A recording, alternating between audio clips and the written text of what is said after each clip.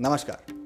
Bombay high court के Aurangabad bench ने कह दिया है कि इसी साल मार्च में दिल्ली में हुए तबलीगी जमात कार्यक्रम में जिन फॉरेन नेशनल्स को अरेस्ट किया गया या जिनके खिलाफ एफआईआर फाइल करी गई, उनको सिर्फ बलि का बकरा बनाया गया था और बिना किसी तुक के उन पर कोविड-19 संक्रमण फैलाने का आरोप लगाया गया था। Justice TV. नलवड़े और एम.जी. सेविलकर ने एक डिवीजन बेंच में इन्हीं ऑब्जर्वेशंस को ध्यान में रखते हुए 29 फॉरेनर्स पर लगी सारी एफआईआर्स को रद्द कर दिया। ये 29 फॉरेनर्स वही हैं जिन्होंने तबलीगी जमात कांग्रेगेशन को अटेंड किया था।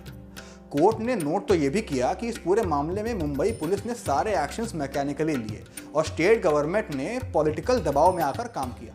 जिन 29 फॉरेनर्स की यहाँ बात हो रही है उन पर आईपीसी की अलग अलग धाराएं जैसे disaster management act, epidemic diseases act लगाई गई थी निजामुद्दीन में होने वाले तबलीगी जमात कांग्रेगेशन को अटेंड करने के लिए। जस्टिस के इस बेंच ने नोट किया कि मरकज मामले में इन फॉरेनर्स के खिलाफ एक बहुत बड़ा प्रोपेगेंडा बनाया गया है।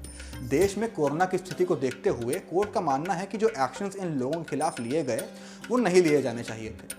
बेंच ने यह भी नोट किया कि बहुत दूर दूर से कई मुस्लिम्स देश में आते हैं और दिल्ली मरकज मस्जिद में हो रहे इस कांग्रेगेशन को अटेंड करते हैं।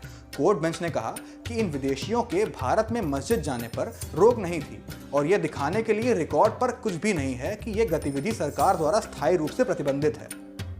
आगे सवाल किया गया कि क्या भारत में लोग वास्तव में अपनी महान संस्कृति और अतिथि स्वागत की परंपरा के अनुसार काम कर रहे हैं।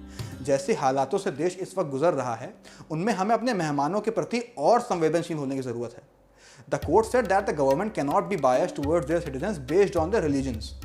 इन 29 फॉरेन नेशनल्स के अलावा पुलिस ने 6 इंडियन नेशनल्स और मस्जिदों के न्यासियों को भी गिरफ्तार किया था।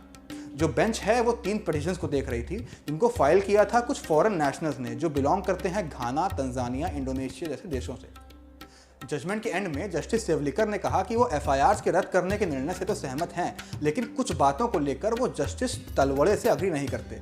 ये बातें कौन सी हैं, जस्टिस ने साफ नहीं किया। पिटिशनर्स ने क्लेम किया कि वो इसी साल फरवरी में वैलिड वीज़ा लेकर भारत आए थे और देश में अलग अलग जगह जाकर वो मुस्लिम ट्रेडिशंस को जानने की कोशिश कर रहे थे।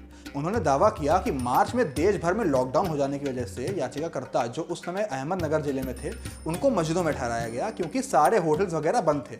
इन सब ने यह भी कहा कि वीज़ा देते वक्त तो उनसे ऐसा कुछ नहीं कहा गया था कि आप रिलीजियस प्लेसेस जैसे मस्जिद वगैरह नहीं जा सकते। पुलिस ने दलीलों का विरोध करते हुए कहा कि पोस्ट लॉकडाउन सार्वजनिक स्थानों पर उन लोगों के लिए घोषणाएं की गईं जो तबलीगी कार्यक्रम में भाग लेने के लिए स्वेच्छा से आगे आए थे, लेकिन याचिकाकर्ताओं ने ऐसा नहीं किया और उन्हें फैलने का खतरा पैदा कर दिया। अभियोजन पक्ष ने आगे तर्क दिया कि आरोपी व्यक्ति सार्वजनिक रूप से इस्लाम धर्म का प्रचार कर रहे हैं। हालांकि अदालत ने इसे स्वीकार करने से इनकार कर दिया और कहा कि यह दिखाने के लिए रिकॉर्ड पर कुछ भी नहीं है। यू वॉचिंग सुंदर democracy, behind the camera is Harsh.